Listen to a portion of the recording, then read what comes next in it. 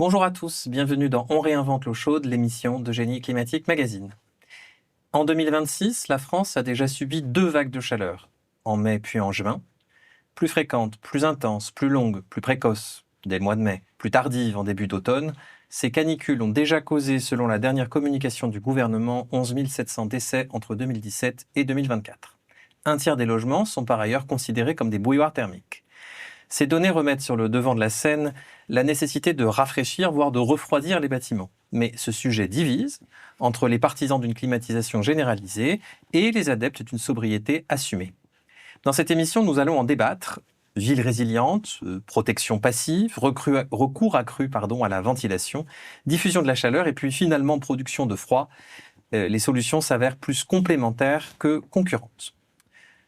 Pour en parler, Simon Yvetot, vous êtes directeur Ville et Territoires Durables à l'ADEME. Bonjour. Bonjour.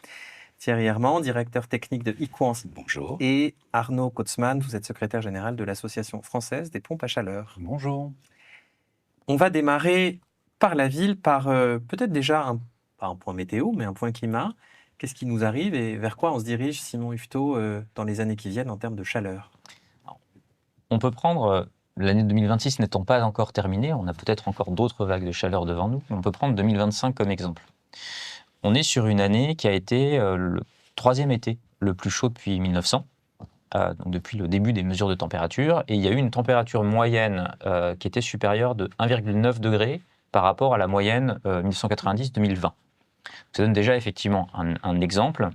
On a eu durant cette année-là une vague de chaleur qui a duré une dizaine de jours, du 8 au 19 août, pour être précis, qui a concerné 40% de la population française et qui a conduit à une augmentation du taux de mortalité de 5%.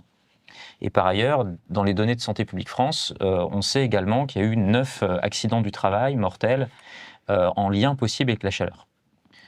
Et ce que l'on sait, c'est qu'effectivement, 2025 est peut-être en fait un des étés les plus frais du XXIe siècle. Et donc en 2050, ce qu'on prédit, c'est qu'on est à peu près un doublement du nombre de jours de vagues de chaleur par rapport à ce que l'on a aujourd'hui, sachant qu'on a aujourd'hui à peu près un triplement par rapport à ce qu'on avait en 1990. Donc l'enjeu, effectivement, c'est un enjeu d'abord climatique. Ensuite, il y a un deuxième effet, qui est un effet qui est lié notamment à la ville elle-même. Et donc ça, c'est le phénomène qu'on appelle les îlots de chaleur urbains, qui fait que dans des situations météorologiques particulières, donc un ciel clair, pas de vent, peu de nuages, on peut avoir parfois plus 5 à plus 10 degrés en ville, dans des centres denses, par rapport à ce que l'on peut avoir dans les périphéries ou en campagne durant la nuit. Et donc ça, concrètement, ce que ça signifie, c'est qu'en fait la chaleur est piégée en ville, et donc toute la chaleur que la ville elle-même peut émettre, par exemple de la chaleur anthropique, donc les voitures, ou bien effectivement les climatiseurs, ou bien l'inertie thermique issue de la journée du bitume qui s'est réchauffé au soleil, cette chaleur-là ne s'évacue pas et s'accumule dans une période caniculaire sur plusieurs jours d'affilée. Évidemment, ça a des conséquences sanitaires, on en a parlé, qui viennent se cumuler avec d'autres phénomènes, notamment l'ozone, qui peut être généré du fait du rayonnement solaire. Et donc l'enjeu n'est pas tant de déterminer si l'on doit s'adapter, parce que la réponse est oui, ni quand, parce qu'en fait il faut s'adapter maintenant. La question c'est effectivement le comment. Donc ça veut dire et évidemment on va largement en parler, avant de s'intéresser au bâtiment, il faut déjà s'intéresser à la ville et trouver les leviers pour la rafraîchir un peu dans ces moments-là. C'est quoi ces leviers? Alors, on pourrait même dire que le premier des leviers, ça devrait être de travailler sur le climat. Donc l'enjeu, effectivement... Alors, le levier en adaptation. Oui. Voilà, mais donc là, effectivement, on parle aujourd'hui d'adaptation. Oui, alors les leviers, il y a des leviers sur la ville que l'on peut souligner. L'ADEME a d'ailleurs publié le 18 juin dernier un avis sur le rafraîchissement urbain, que je vous invite à aller regarder de manière détaillée. Et donc, globalement, ce que l'on peut retenir, c'est qu'il y a une hiérarchie, ou on va dire plutôt même une double hiérarchie des solutions. Il y a une hiérarchie sur l'échelle des actions, donc essayer de travailler sur la ville, essayer de travailler ensuite plutôt sur des mailles inférieures à l'échelle du quartier, et ensuite à la maille du bâti. Et il y a une deuxième hiérarchie qui est sur la nature des actions, aller chercher des solutions qui sont plutôt de nature passive en premier, qui ne nécessitent peu d'énergie, qui n'ont que peu d'effets rebond en termes de production de chaleur, donc contributive de l'îlot de chaleur urbain dont je parlais tout à l'heure, puis ensuite aller vers des solutions actives comme étant des solutions pour lesquelles on peut avoir besoin de recourir. Alors, en matière de solutions concrètes pour la ville, ça peut être effectivement développer des parcs, aménager les plans d'eau, mettre en place des ouvrages de gestion des eaux de pluie. Ça peut être effectivement de travailler les ombrages. C'est des choses finalement assez classiques. Il n'y a pas de solution miracle, mais c'est trouver la combinaison de toutes ces solutions qui sont quand même globalement bien connues. Effectivement, les revêtements drainants, l'albédo des revêtements, toutes ces solutions-là. Donc là aussi, je vous invite à aller sur Internet et chercher un outil numérique que l'ADEME a publié qui s'appelle Plus fraîche ma ville et qui vient effectivement donner des solutions pour les collectivités territoriales et donner des éclairages de comment ces solutions peuvent se combiner entre elles et l'effet qu'elles peuvent avoir sur la baisse de température ou la baisse de température ressentie. Thierry Herman, je me tourne vers vous. Vous allez nous dire un mot pour présenter Equans si c'est nécessaire, mais on peut supposer qu'il y a peut-être encore une ou deux personnes qui ne connaissent pas. Donc je vais vous laisser nous expliquer ce qu'est Equans et surtout comment vous prenez ce sujet Alors, bon, la ville, c'est un petit peu moins votre échelle, mais en tout cas au niveau du bâtiment, avant qu'on s'intéresse vraiment aux détails des solutions qui concernent le génie climatique, comment on traite déjà un bâtiment peut-être pour le protéger, pour le concevoir ou le rénover en intégrant ce paramètre de vague de chaleur. Donc Equans est la branche énergétique du groupe Bouygues. Et effectivement, nous apportons des solutions énergétiques à nos clients, quels que soient les domaines. Et la rénovation est un aspect important. Sur nos rénovations, on constate très souvent qu'il faut avant tout agir sur le bâti, alors par des protections solaires extérieures, si possible motorisables. L'isolation, la végétalisation des bâtiments est une chose importante, alors que ce soit des terrasses, des toitures, mais également la mise en place de végétalisation aux terrasses ou patios, ce qui permet d'apporter du rafraîchissement un petit peu comme finalement pour la ville. Et on se rend compte qu'il faut aussi travailler sur les usages au sein du bâtiment, l'agencement, parce que parfois en remettant en question la façon d'utiliser le bâtiment, de l'agencer, de l'occuper, on peut faire des progrès sur l'acceptation du confort d'été. Malheureusement, parfois, ça ne suffit pas. Donc viennent à ce moment-là les solutions de rafraîchissement et de climatisation. Donc, pour réaliser une installation à faible coût énergétique et carbone, il faut accepter de tendre vers des solutions simples. Quitte à faire des concessions sur les objectifs de départ, que sont la température de consigne, mais également la flexibilité, l'autonomie pour chaque utilisateur. Donc les solutions, ce sont la ventilation nocturne, le rafraîchissement par l'air hygiénique, l'action sur les températures ressenties par brassage d'air sont des solutions. Vous parliez ventilation, justement. Est-ce que cet air hygiénique, cette ventilation nocturne, est-ce que c'est suffisamment exploité? Est-ce qu'il faut encore sensibiliser les maîtres d'ouvrage pour faire comprendre que c'est aussi un levier majeur de confort d'été? Essayons de prendre exemple sur ce qui a été réalisé dans les grands établissements scolaires et d'enseignement. Chez Bouygues Énergie Services, on exploite ce type de projet, notamment dans le cadre de PPP et de CREM. Ils ont recours massivement au rafraîchissement par air hygiénique, notamment adiabatique. Et ça fonctionne. Nos engagements de performance sont respectés. Bien sûr, on ne cherche pas à réguler 26 degrés en toutes circonstances. Oui, vous adaptez un peu, mais c'est pas 26, ça peut être 28. Oui, mais les objectifs de confort sont atteints, où on s'autorise effectivement 27, 28 degrés. Et d'ailleurs, les brasseurs d'air permettent d'accepter mieux ces températures de confort d'été qui sont placées. De conception aussi, la ventilation, ce que vous dites, c'est que il faut bouger un peu ces paramètres. Exactement. Et on constate finalement que ce type de traitement n'est pas pratiqué et utilisé en logement. Et en tertiaire, ce sont les terminaux qui assurent la quasi-globalité de la gestion confort thermique. Simon Hufetot, je me tourne vers vous. Thierry Herman nous parlait brasseur d'air, adiabatique. Vous avez étudié ça? C'est des solutions qui rentrent dans ce continuum dont vous parliez entre la ville et la clim? Tout à fait. L'ADEME a réalisé, je vais commencer par les brasseurs d'air, l'ADEME a réalisé un travail de recherche qui s'est d'ailleurs étalé sur plusieurs années. Et donc la dernière publication s'appelle Brasse 2. Et l'objectif était de tester, mesurer voilà, avec typiquement des vitesses de circulation d'air, des températures ressenties, 50 brasseurs d'air disponibles dans le commerce. Et donc très concrètement, ça a permis de venir identifier qu'est-ce qui faisait un bon brasseur d'air. On a pu mesurer le bruit aussi. Et qu'est-ce qui permettait d'avoir finalement un bon confort thermique. Donc cette étude de recherche a permis effectivement de confirmer qu'un brasseur d'air en température ressentie, c'est -3 à -5 degrés. C'est quand même quelque chose qui est assez convaincant. Et ça a permis aussi de venir confirmer ce que vous avez dit à l'instant, à savoir ça permet d'avoir un peu de souplesse dans les températures de consigne. Et donc, typiquement, dans une situation dans laquelle une climatisation est jugée obligatoire, ça peut permettre effectivement d'avoir une température consigne plus élevée et d'avoir des espaces où il fait 28 ou peut-être même jusqu'à 30 degrés, où en fait, la sensation à l'intérieur du bâti est en fait très bonne. Et donc ça, c'est un élément qu'on a pu étudier. Plus récemment, on a lancé également un programme de certificat d'économie énergie qui s'appelle ADAPT Bâti Confort, qui est doté d'une enveloppe de 9 millions d'euros, qui va permettre effectivement d'aller étudier sur une longue période de temps, d'instrumenter, de tester différentes solutions sur 50 bâtiments qui sont instrumentés de manière assez détaillée pour effectivement constater les effets, venir mesurer et documenter les effets des rénovations favorables à l'adaptation au changement climatique. Donc on vient de terminer en fait la sélection des 50 bâtiments. Ils ont été choisis plutôt en partie sud de la France, région PACA, Auvergne-Rhône-Alpes, Occitanie, Nouvelle-Aquitaine. On a des bâtiments, des logements, des bureaux, des bâtiments d'enseignement et du médico-social.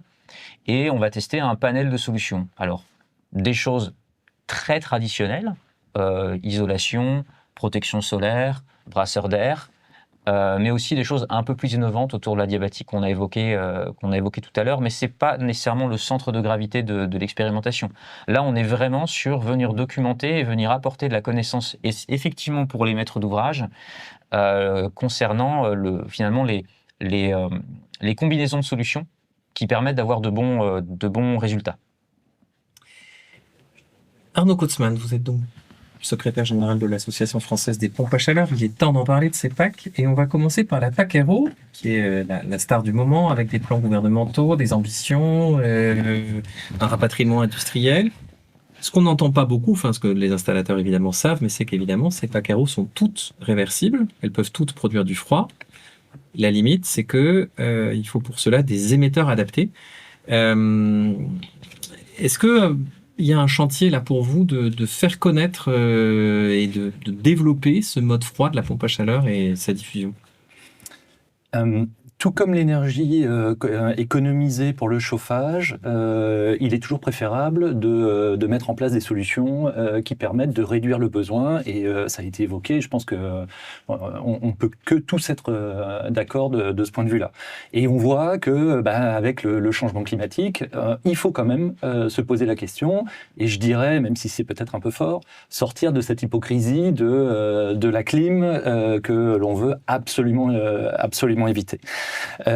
Donc la bonne nouvelle, c'est que effectivement toutes les solutions de pompe à chaleur, et l'AFPAC représente toutes les solutions de pompe à chaleur, qu'elles soient géothermiques, qu'elles soient PAC RR ou qu'elles soient PAC Aéro, elles ont une capacité à être réversibles et donc à la fois à produire le chauffage pendant les périodes froides et du rafraîchissement, et je parle bien de rafraîchissement lorsque l'on est dans des périodes notamment de canicule, on l'a évoqué tout à l'heure.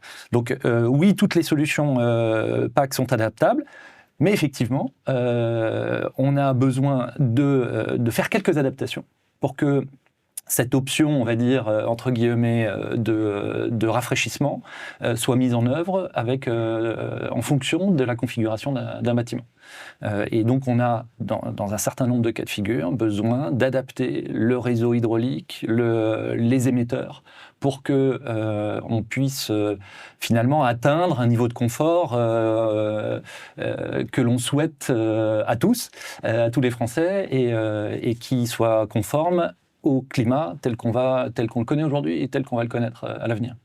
Dans son plan national d'adaptation au changement climatique, qui a été présenté mi-juin, l'État a annoncé que le CEPAC, que vous connaissez bien, Centre d'expertise sur la pompe à chaleur, une structure toute récemment créée, allait dresser un état des lieux sur les configurations, équipements et coûts associés à l'utilisation de ces packs aéro ou géothermiques pour le rafraîchissement, et puis éventuellement intégrer les émetteurs dans les aides, ou en tout cas commencer à poser une réflexion. C'est une bonne nouvelle pour vous, ça veut dire qu'on va pouvoir avoir une approche peut-être un petit peu plus globale de l'installation d'une pack aéro, et puis proposer à des utilisateurs tertiaires ou particuliers de se chauffer et de se rafraîchir. Ça me permet d'un peu introduire le centre d'expertise PAC. Merci Pierre. Effectivement, à l'initiative de l'AFPAC et avec le soutien des pouvoirs publics et de l'ADEME notamment, et un certain nombre de membres fondateurs, on a lancé il y a quelques semaines maintenant le centre d'expertise de la PAC. Objectif, c'est finalement d'accompagner le déploiement des solutions pompe à chaleur avec le niveau de qualité et le niveau de performance que l'on attend d'une solution qui est par nature performante, et donc finalement de permettre une prescription de pompe à chaleur la plus importante dans les configurations qui le permettent. Et c'est important de dire que c'est bien dans les configurations qui le permettent. Donc effectivement, il y a ce sujet qui est apparu sur finalement comment on rend réversibles les technologies, et notamment la PAC RO et la PAC OO, géothermique. Et donc je pense que ça, c'est un vrai message fort, je pense, parce que c'est finalement un message donné par le gouvernement il faut que l'on aille sur l'ensemble des solutions qui permettent d'atteindre un confort dans le climat qui va être le nôtre. Donc effectivement, on est ravis que le CEPAC soit mobilisé sur cette thématique. Donc tout ça, c'est en rénovation. Une petite question en neuf. Cette pompe à chaleur RO, elle est généralisée dans la construction neuve. On sait qu'aujourd'hui, en maison individuelle, même en collectif, elle commence à s'imposer. Mais la RO 2020 n'est pas très favorable à ce mode froid. Vous le regrettez? Il faut pour vous faire évoluer cette réglementation? Oui, je répondrai assez directement. Oui, nous le regrettons. Je pense qu'effectivement, c'est une partie d'une certaine hypocrisie aujourd'hui que l'on a sur et ce conflit un petit peu que l'on a entre solutions passives et actives. Et je pense qu'aujourd'hui, effectivement, 90% des maisons maisons individuelles neuves sont équipées de pompes à chaleur. Et il nous semble plus pertinent de nous dire, donnons-leur tout de suite la possibilité d'aller sur la réversibilité, donc la production de rafraîchissement, puisque dans le neuf, par définition, on est déjà sur du passif bien adapté, bien développé, et ça permettra certainement d'éviter le fait d'avoir un ménage qui réceptionne une maison avec une solution PAC et investit dans une autre solution PAC pour obtenir le rafraîchissement. Donc je pense qu'on a vraiment une piste là qui nous permettrait d'être plus efficaces collectivement. Simon Hufetot, cette production de rafraîchissement par la PAC RO, elle fait partie des solutions que vous regardez dans le continuum qu'on a évoqué de la ville à la clim? Alors oui, elle en fait pleinement partie. Vous avez sans doute suivi l'actualité de l'ADEME.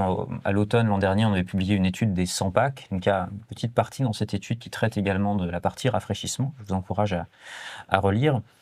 Je voulais revenir sur ce qui vient d'être dit. En revanche, effectivement, on a dit depuis le début, on est dans une logique d'aller plutôt du passif et de prioriser le passif, parce que c'est plus écologique, d'éviter effectivement d'ajouter des watts de chaleur que de produire des watts de froid, typiquement. Donc ça on est d'accord. Mais c'est non seulement plus écologique, mais aussi plus économique. Et donc c'est aussi, je pense, un des motifs pour lesquels il y a un enjeu de politique publique derrière cette thématique, qui est qu'effectivement, il s'agit effectivement d'apporter du frais, ou en tout cas d'apporter une protection contre la chaleur selon la hiérarchie que j'évoquais tout à l'heure, mais aussi d'essayer de songer à la manière de le faire de manière économique. Donc je ne reviens pas sur les brasseurs d'air qui sont 20 à 50 fois plus économiques qu'une climatisation.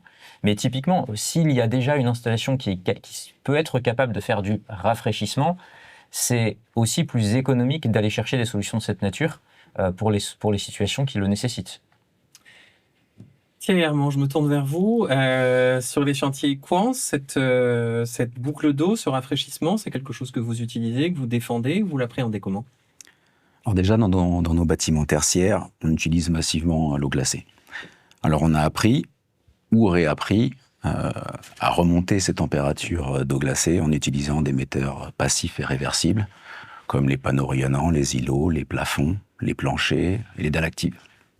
Et d'ailleurs, à l'origine, finalement, si on travaille avec ce type d'émetteur, c'est plutôt pour laisser place à des températures plus basses en chauffage et laisser place à des solutions de pompe à chaleur RO et O sur géothermie.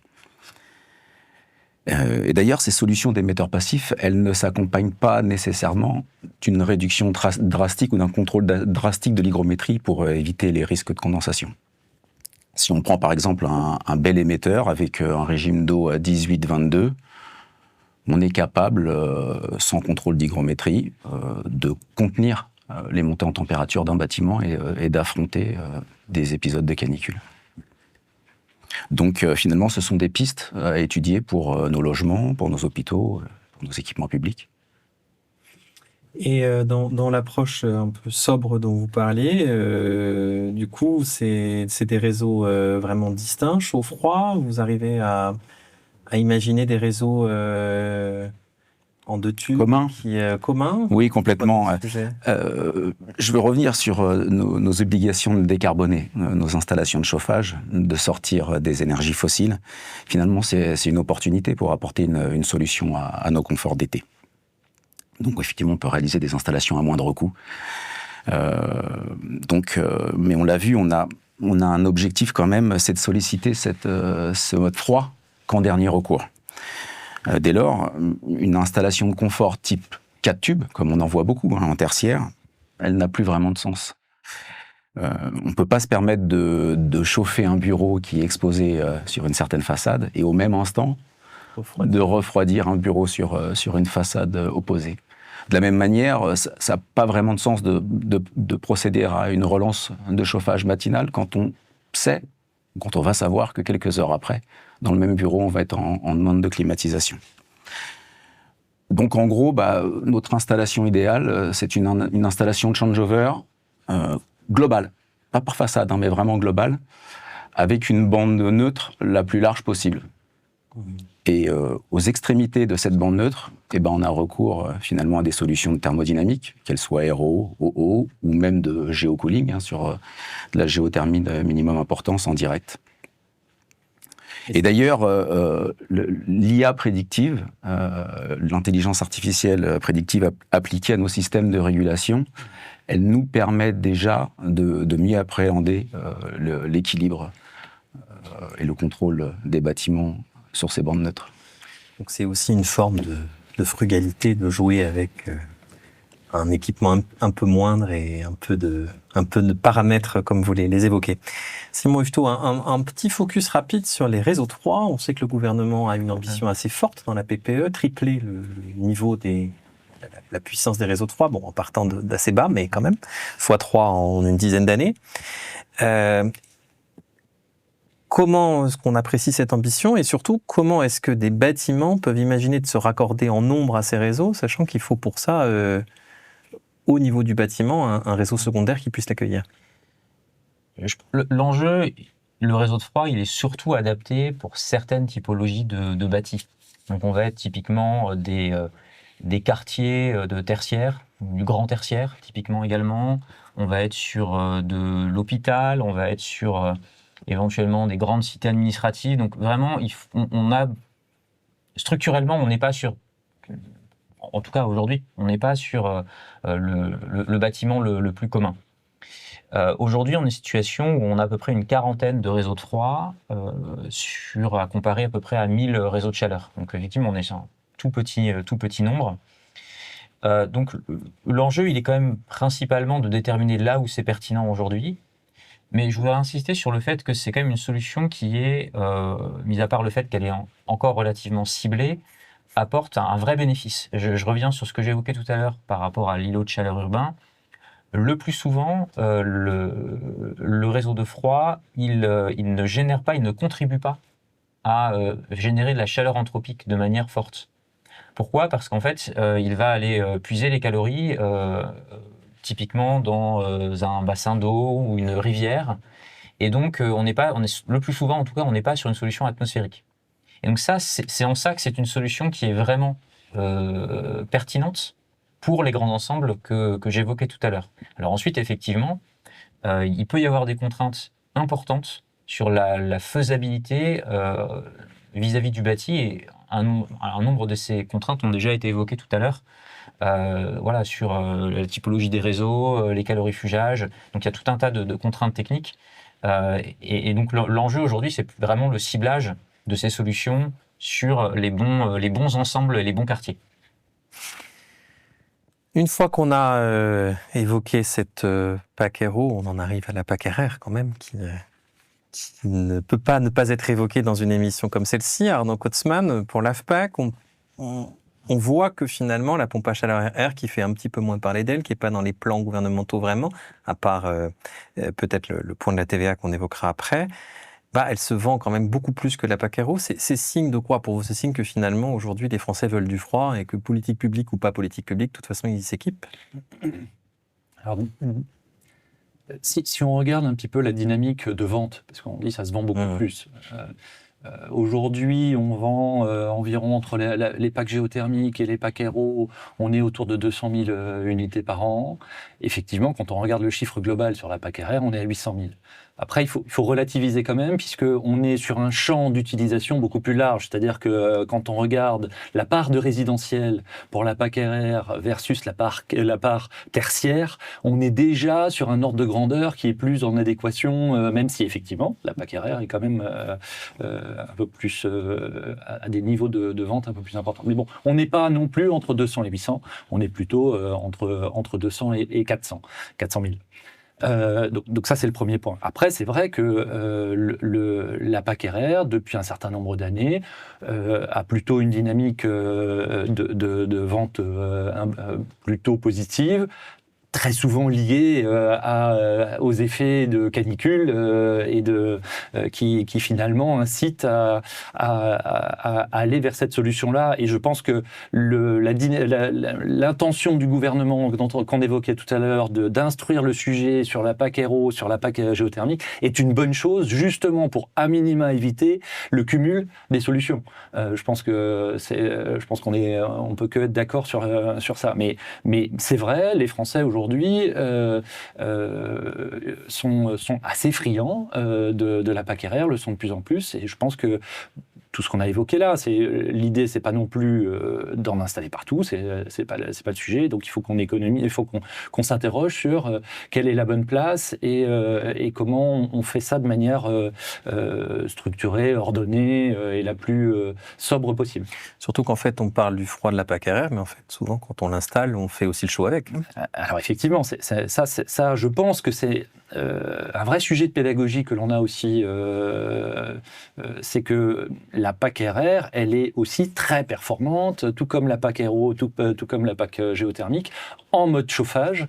Et donc là aussi, on a des économies du pouvoir d'achat à apporter aux ménages sur cette partie-là. Et l'économie qu'elle génère sur le chauffage, aujourd'hui, elle est largement supérieure finalement à la consommation d'énergie en mode climatisation. Donc il y a aussi cette pédagogie à faire sur oui, la solution chauffage en PAC RR est très performante, utilisez-la, et elle n'est pas que là pour rafraîchir. On va parler un peu du logement collectif parce que, en maison individuelle, la PAC RR, il n'y a pas d'obstacle majeur à part l'acceptabilité du voisinage. En collectif, c'est un petit peu plus compliqué et pourtant, c'est là où, sur la rénovation peut-être de chauffage électrique, voire de chaudière murale individuelle, il pourrait y avoir un marché. Évidemment, sous réserve que la question de l'unité extérieure soit réglée. Je crois qu'on n'a pas très envie de ressembler à un pays asiatique ou sud-européen ou sud-américain avec 2 ou 3 unités extérieures par logement et par façade. Donc, comment vous voyez ça? Les cages clim se développent, ça s'installe sur les balcons, tout ça, mais ça reste un peu sauvage. Est-ce qu'il y a une voie pour que cette PAC RR, elle trouve un peu plus sa place en collectif, peut-être pas de façon majoritaire, mais qu'un jour, elle s'installe de façon ordonnée?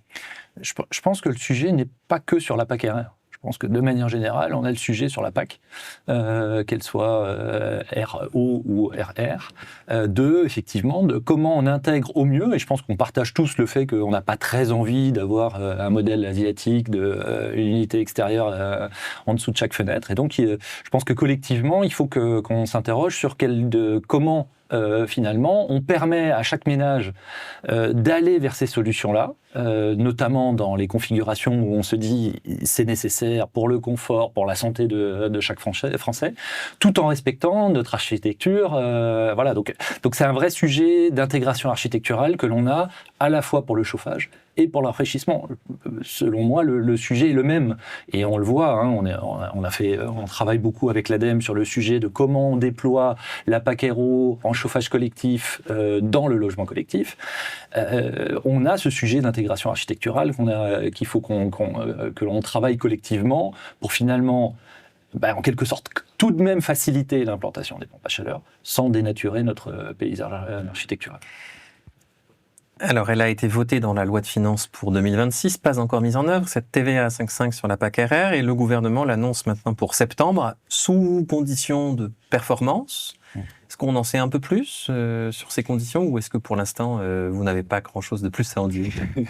Alors, comme vous l'avez dit, c'est annoncé pour le 1er septembre. C'est déjà un bon point, puisque on l'attend depuis le début de l'année. Donc, 1er septembre, on a une date, c'est déjà un très bon point. On a eu quelques échanges avec l'administration sur les critères. À ma connaissance, tout n'est pas encore totalement finalisé. Il y a encore des réflexions et des discussions sur les critères qui seront mis en œuvre. Bien évidemment, nous, en tant qu'AFPAC et en tant que filière, notre mot d'ordre, c'est finalement, permettons à chaque ménage de bénéficier de cette TVA réduite lors de l'installation d'une PAC RR. On espère que ça se concrétisera au 1er septembre. Thierry Herman, votre regard de technicien sur cette climatisation PAC RR, vous la pratiquez comment et quelle force et quelle limite vous lui voyez ? On la pratique finalement peu, parce qu'on adresse peu de logements et on réalise des grands bâtiments avec des productions centralisées. Et finalement, en logement collectif, il y a la possibilité d'opérer sur des productions centralisées, justement en couplant aux solutions de décarbonation. Et lorsque l'on sort du gaz, on peut apporter une solution de rafraîchissement. Les installations sont réversibles. Alors effectivement, on se doit d'agir sur les émetteurs.